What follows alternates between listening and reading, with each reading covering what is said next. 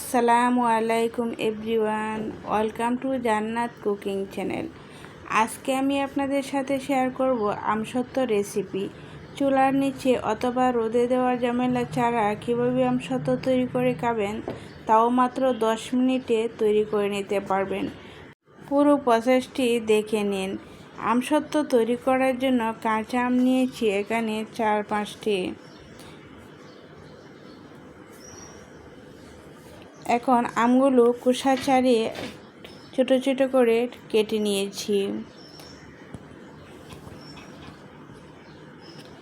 কেটে নেওয়ার পর আমি আমগুলো খুব ভালো করে ধুয়ে নিয়েছি। এখন এগুলো সিদ্ধ করে নেব। চুলায় একটি প্যান বসিয়ে এখানে আমগুলো দিয়ে অল্প একটু পানি দিয়ে দিচ্ছি, আর দিয়ে দিচ্ছি পরিমাণ মতো লবণ। দিয়ে কিছুক্ষণ ঢাকনা দিয়ে ঢেকে রান্না করে নেব। তাহলেই দেখবেন আমগুলো খুব সুন্দরভাবে সিদ্ধ হয়ে যাবে। 7 থেকে 8 মিনিট লেগেছে আমগুলো সিদ্ধ হতে। আমি এখন আমগুলো একটু চটকে নিয়েছি, আর দেখেন আমের পিউরিটা কত সুন্দর হয়েছে।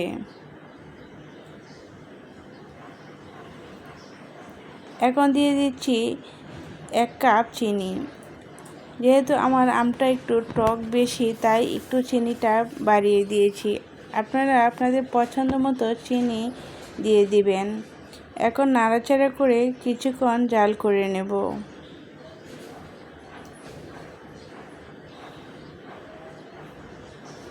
দিয়ে দিচ্ছি সামান্য পরিমাণ ফ্রুটস কালার। এখানে আমি গ্রিন কালার ব্যবহার করেছি, আপনারা যে কোনো কালার ব্যবহার করতে পারেন।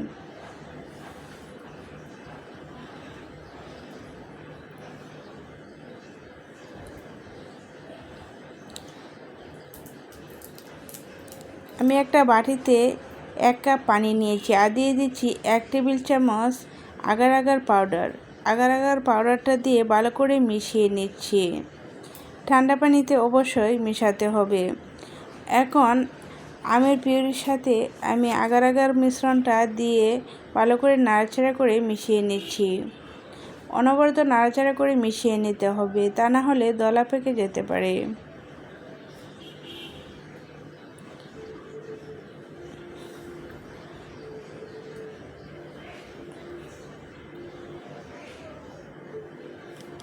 আগার আগার পাউডার দিয়ে খুব বেশি রান্না করা লাগবে না, 3 থেকে 4 মিনিট রান্না করে নিলেই চলবে।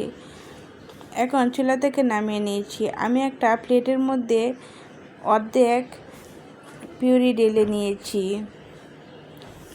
আর বাকিটুকু আরও একটি প্লেটের মধ্যে ঢেলে নেব। 10 মিনিট পর দেখেন পিউরিটা একবারে সেট হয়ে গিয়েছে। এখন একটা নাইফের সাহায্যে আমি কেটে নিচ্ছি। আপনারা যে রকম পছন্দ করেন ওই রকম করে কেটে নেবেন।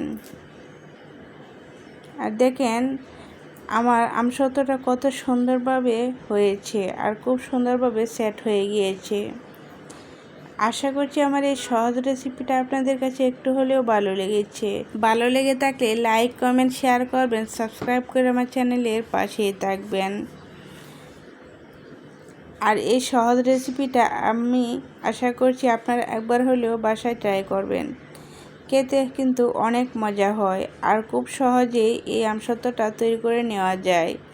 কোনো জায়গায় আপনি বেড়াতে গেলে অথবা জার্নি করতে গেলে এই আমসত্ত্বটা সাথে নিয়ে যেতে পারবেন। আর এই গরমে আমসত্ত্বর সাথে থাকলে তো খুব ভালোই হয়। আজ এই পর্যন্তই। আল্লাহ হাফেজ।